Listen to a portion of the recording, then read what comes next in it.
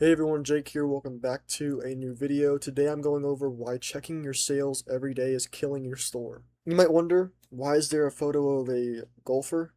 Well, I'll get to in a second, but yeah. Anyways, let's go over this.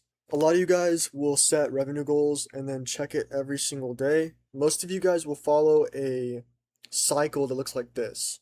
Open your dashboard, see the number, revenue, feel good or feel like shit, close it out, and then do the same thing tomorrow, right? Over and over and over again. You have to stop treating your goal like a scoreboard for a basketball game, soccer game, baseball game, whatever, that you have to constantly check, because this only creates anxiety and is going to pull your focus off of things that actually move the number, right? Get your revenue up, get your numbers doing good. So things like testing, research, and more research. The most important thing, research. So instead, you should just set your goal and stop watching it. Now, why does checking the number actually backfire on you, right? It doesn't seem all that bad. But there's actually a study on this.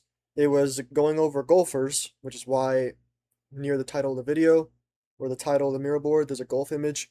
Researchers took golfers and then split them into two different groups.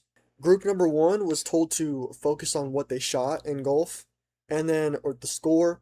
The other group was focused on the process. So stuff like keeping their head still through the swing, staying calm, right? Well, the group that focused on the process performed way better under pressure and had way less anxiety when it actually mattered. The only thing that changed about these two different groups is what they were thinking about. If you focus on the score, then you're going to tense up. You're going to be scared and you're going to be frightened because there's no way to determine what's going to happen all game.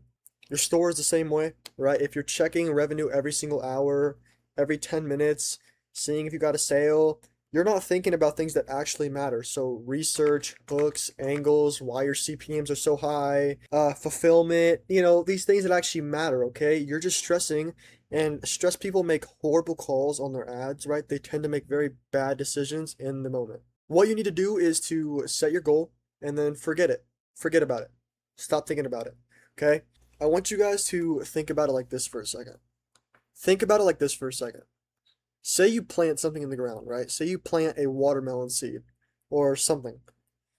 If you put the seed in the ground, you water it, you're not going to dig it up every single day to see if it's done growing, right? Or to see if it's growing, because that will actually just kill the plant, right? Faster than just leaving it alone. So treat your revenue goals the same way. Write it down on a piece of paper, write it down in a Google document, and then put all of your attention on the stuff that you can actually control, right? So research, ads, making hooks, making angles, stuff like this. That's stuff you can control. You can't control whether people buy your product. You can't control whether people read your copy. That's not shit you can control, all right? And just remember that repetitions beat talent every single day of the week, right? Most people quit testing way too early, right? They're going to run 3 or 4 ads, a couple more ads, whatever. It doesn't work.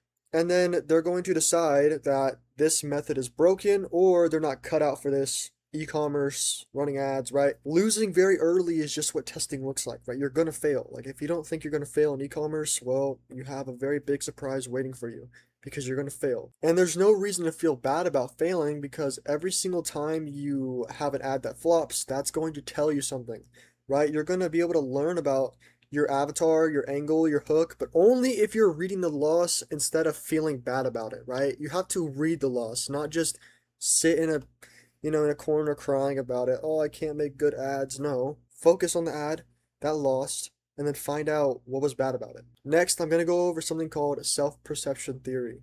This is a psychology theory.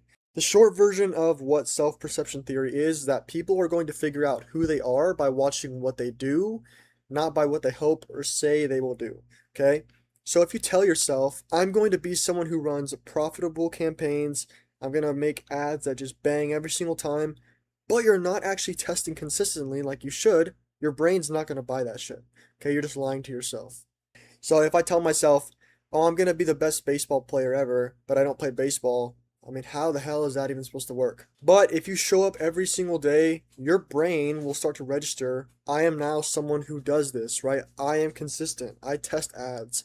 I work very hard at what I do. This identity is going to make the next day of work and the days after that feel like a breeze. Why? Because now you're acting in line with who you already believe you are instead of who you're hoping to become someday.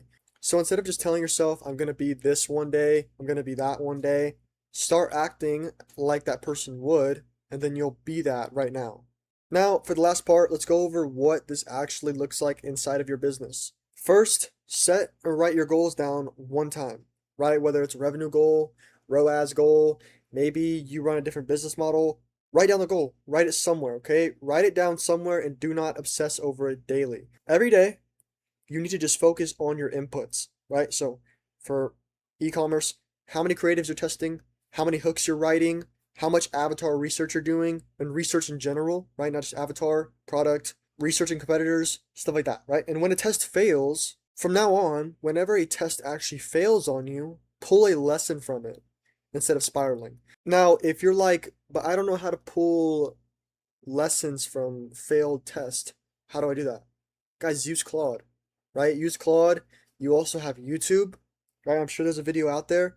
Maybe I can do a video on learnings one day, but that is why checking your sales every single day is killing your store. Hope you guys enjoyed. Peace.